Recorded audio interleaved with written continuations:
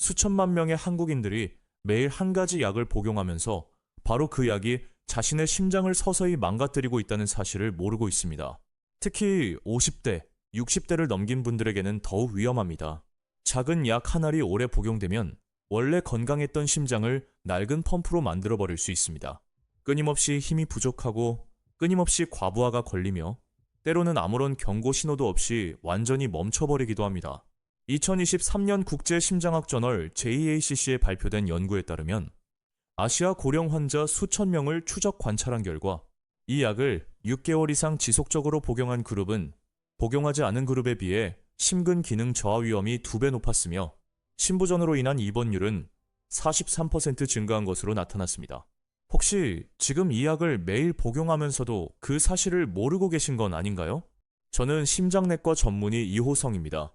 오늘은 이 문제에 대해 솔직하게 말씀드리려 합니다. 제 외래 진료실에서 가장 자주 마주치는 문제 중 하나이기 때문입니다. 이 약은 무엇인가? 이 말을 들으시면 많은 분들이 분명 희귀한 전문 치료제일 거라고 생각하실 겁니다.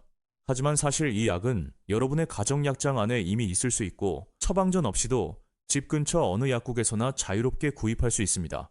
바로 비스테로이드성 항염증제, 흔히 NSAIDs라고 불리는 약입니다.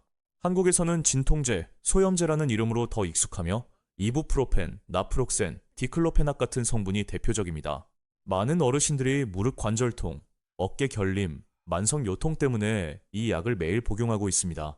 JACC는 NSAIDs를 장기간 복용하면 심근벽이 얇아지고 심장의 수축력이 감소할 수 있다고 명확히 밝힌 바 있습니다. 나이 든 분들의 심장은 이미 수십 년을 사용한 펌프와 같습니다. 여기에 불필요한 압박을 조금만 더 가해도 생각보다 훨씬 빠르게 기능이 저하됩니다. NSAIDs가 고령자에게 위험한 이유, 기전은 매우 명확합니다.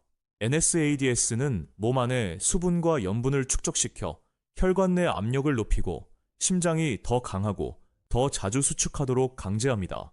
이미 나이든 심장에게 이것은 70세 노인에게 쉬지 않고 10층 계단을 매일 오르게 하는 것과 같습니다. 또한 NSAID는 신장 기능에도 부정적인 영향을 미칩니다. 신장은 본래 체내 노폐물을 걸러내고 항상성을 유지하는 역할을 합니다. NSAIDs로 인해 신장 기능이 저하되면 노폐물이 쌓이고 혈압이 오르며 심장은 또다시 더 큰 부담을 떠안게 됩니다. 1000만 명 이상의 환자를 대상으로 한 유럽 연구 데이터에 따르면 NSAIDs 복용은 심부전으로 인한 입원 위험을 19% 높였으며 이미 심혈관 질환이 있는 분들에게서는 그 수치가 더욱 높았습니다. 60세 이상에서 NSAID를 90일 이상 지속 복용한 경우 심부전 위험이 38% 증가합니다. 진통제는 사탕이 아닙니다. 오래 복용할수록 피해는 커집니다. 진료실에서 있었던 실제 이야기. 제 환자 중 수원에 사시는 70일 세김씨 어르신이 기억납니다. 무릎 퇴행성 관절염으로 날씨가 바뀔 때마다 통증이 심해지셨습니다. 병원을 찾는 대신 집 근처 약국에서 진통제를 직접 구입해 약 5달 동안 매일 복용하셨습니다. 처음에는 통증이 가라앉는 것 같았습니다. 그런데 시간이 지나면서 계단을 오를 때 숨이 차고 평소와 다르게 피로감이 심해지며 오후가 되면 두 다리가 붓기 시작했습니다. 입원 당시 심장 기능은 이미 심각하게 저하된 상태였습니다. 약 1년에 걸쳐 약을 조정하고 식이요법을 바꾸고 물리치료를 병행한 끝에 심장 기능이 일부 회복되었습니다.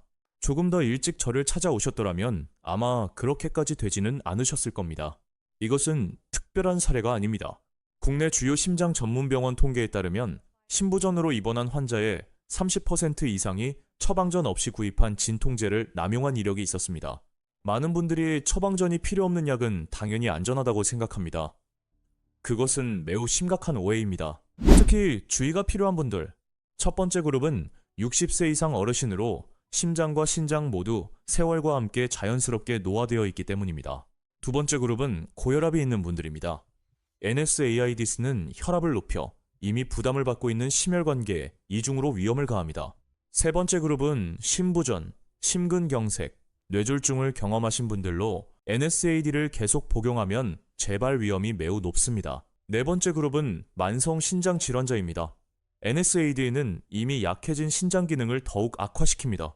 다섯 번째 그룹은 심장 보호를 위해 혈액 희석제나 저용량 아스피린을 복용 중인 분들로 NSAIDs와 함께 복용하면 심각한 소화기 출혈이 발생할 수 있습니다.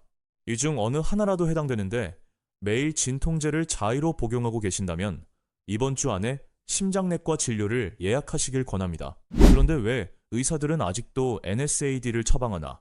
제가 자주 받는 질문 중 하나입니다. NSAIDs가 그렇게 위험하다면 왜 의사들은 여전히 처방을 하는 걸까요? 답은 간단합니다. NSAIDs가 완전히 금지된 약은 아닙니다. 문제는 복용 기간과 용량에 있습니다.